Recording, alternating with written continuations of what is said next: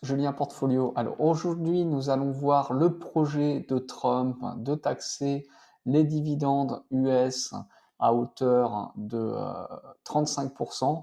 Actuellement, vos dividendes US sont taxés à hauteur de 15% lorsque vous avez un US Tax Treaty entre les US et votre pays de résidence, en l'espèce pour la France comme pour l'Espagne où je réside, c'est 15%. Et là, avec les mesures douanières, etc., donc il veut faire des mesures de rétorsion à l'encontre des investisseurs étrangers qui ne sont pas US citizens et résidents fiscaux aux US, et il voudrait aboutir à un taux d'imposition sur les dividendes US à hauteur de 35%. Alors c'est ce qu'on va voir dans cette vidéo avec le détail et puis les solutions. Alors vous savez que moi je serai fortement impacté puisque je vis avec mon portefeuille qui est majoritairement composé de stocks US.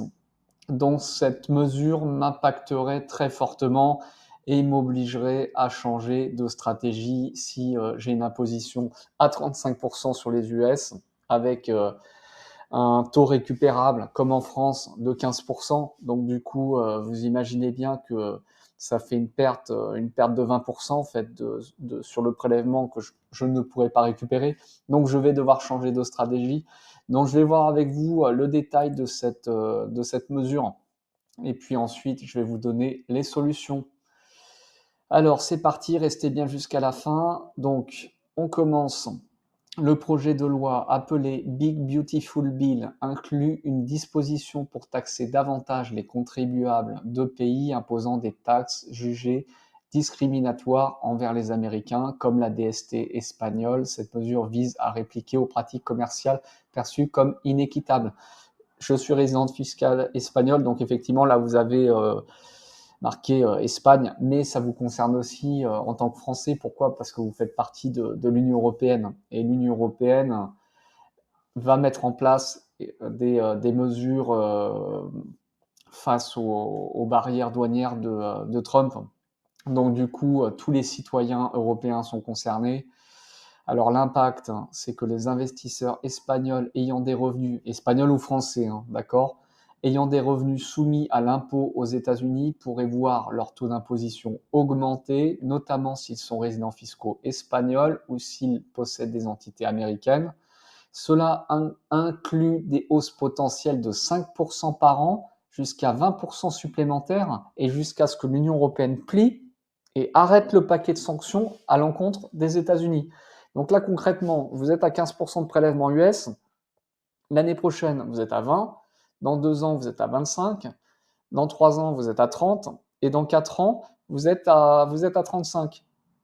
35% de prélèvement à la source US, plus votre imposition locale. Donc si vous êtes en France, flat tax plus 30%, et vous pouvez récupérer que 15%, donc ça fait 20% globalement.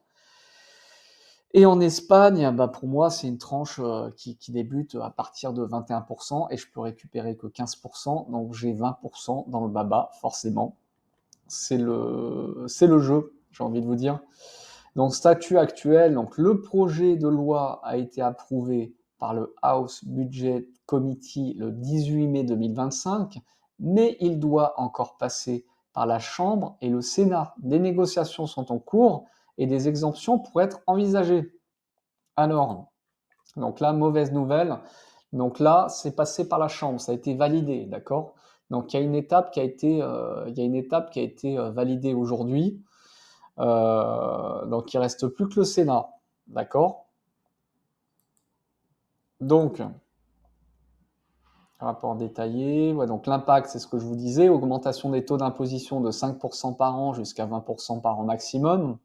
Contribuables affectés, donc les résidents, corporations, entités détenues par des résidents de pays visés. Est-ce que vous pourrez essayer d'éviter de payer ce prélèvement à la source US si vous, si vous créez une LLC, par exemple, aux États-Unis, il faudra voir un conseiller fiscal là-dessus, je ne sais pas, je ne pourrais pas vous dire. Exemple d'impact, investisseur espagnol avec revenu américain comme investisseur français. Espagne, France, mentionné dans les critiques, autres membres de l'UE, etc. Alors, moi, le problème que je vois là-dedans, en fait, si vous voulez, c'est que si vous imposez donc 35% de prélèvement à la source sur les assets US. Alors, ce qui va se passer, c'est qu'il va y avoir une décollecte massive en fait sur les stocks US. Il va y avoir une perte de confiance sur le dollar, puisque du coup, forcément, il va y avoir des liquidités qui vont quitter la zone dollar. Le US T-bond 30 heures va s'envoler. Actuellement, il est à 5%. On pourrait monter, je ne sais pas, à 7 ou même à 10% comme l'Afrique du Sud, s'il y a une perte de confiance dans le système, en fait, si vous voulez. Et donc, du coup, si vous avez une sortie des assets US, qu'est-ce qui va se passer? Il faut que vous fassiez travailler cet argent. Si vous voulez vivre avec votre capital, comme moi je vis avec mon capital en bourse, donc vous risquez déjà un crack financier sur ces assets US. Donc la chose à faire peut-être, ça serait d'anticiper et de les solder maintenant, mais vous ne pouvez pas savoir en fait ce qui va se passer. Et, euh, et replacer cet argent soit en zone euro, ou alors en Chine. Ou alors en Chine, vous allez me dire la méchante Chine communiste. Alors à HK, vous avez 0% de prélèvement à la source à HK. Et ça m'énerve quand on dit la Chine communiste. Est-ce que vous avez un exemple concret d'ADR chinois, donc une entreprise chinoise qui était sur le New York Stock Exchange aux US, qui a été délistée et qui n'a pas été rebasculée à Hong Kong? Vous en avez zéro. Dites-moi dans les commentaires, vous en avez zéro. Il y a eu effectivement une répression du Parti communiste chinois sur les China Tech, dont Baba, dont je suis actionnaire en 2021. Ça se calme et ça va de mieux en mieux. Vous avez eu quoi? Vous avez eu des fraudes aussi. Il y a eu une fraude sur le Luckin Coffee, une entreprise de concurrent de Starbucks, le concurrent chinois, effectivement, qui avait trafiqué ses comptes. Mais c'était le cas également aux US. Vous avez eu le cas de Enron, ça date d'il y a plusieurs décennies déjà. Ce qui se passe en fait, c'est que si jamais les US vont au bout et mettent en place cette mesure de rétorsion à l'encontre des investisseurs non US citizens, il va y avoir une décollecte massive. Trump menace de doubler les droits de douane de l'Europe. Washington veut réduire son déficit commercial de 192 milliards. Il veut des concessions unilatérales. Baisse des droits de douane, suppression des taxes numériques, donc c'est la DST notamment, dont on avait parlé. Acceptation des standards alimentaires US, notamment le poulet au chlore. Donc vous imaginez quand même. Facilitation des investissements US en Europe, en fait, c'est des concessions unilatérales. En attendant, l'UE prépare des contre-mesures. La rencontre cruciale entre les négociateurs à Paris le mois prochain déterminera si l'Europe plie ou résiste face au chantage américain.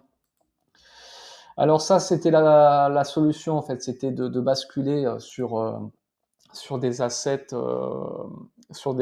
européens, donc revendre vos actifs américains et basculer sur des assets européens ou chinois. Donc vous faites un ban total sur les assets US, ou alors vous revendez ces assets US distribuants pour partir sur de l'ETF capitalisant, même du MSCI World, et vous retirez 4% par an.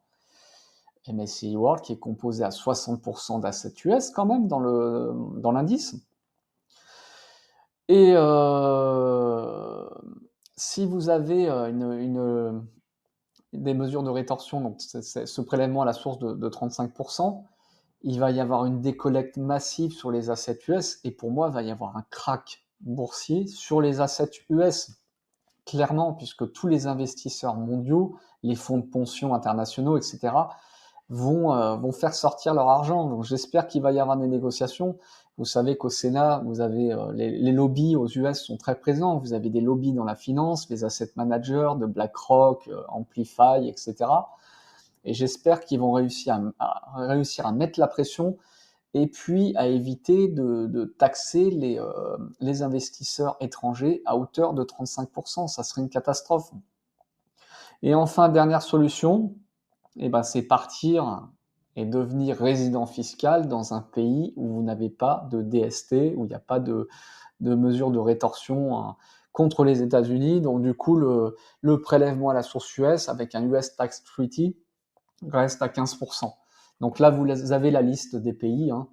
Bangladesh, Barbade, Chili. Alors Chili, US Tax Treaty qui date de 2023-2024, prélèvement à la source US réduit à 15%. Ça pourrait être un pays à envisager si vous voulez garder vos assets US et si ça craque pas, hein. Vous avez l'Ukraine, vous avez la Suisse aussi. Alors attention, la Suisse, c'est très bien. Ça, par contre, si vous avez les moyens, vous pourriez partir en Suisse. Donc pas de DST. Et puis prélèvement à la source, peut-être à 15%. À vérifier, hein, je suis pas sûr, hein, parce que je vous dis peut-être une bêtise. Est-ce qu'il y a un accord, un US Tax Treaty à 30 ou à 15% pour la Suisse? À vérifier. C'est une certitude pour le Chili parce que j'avais fait une simulation d'impôt. La fiscalité pour moi serait même plus faible au Chili qu'en Espagne, mais j'en ai pas la certitude.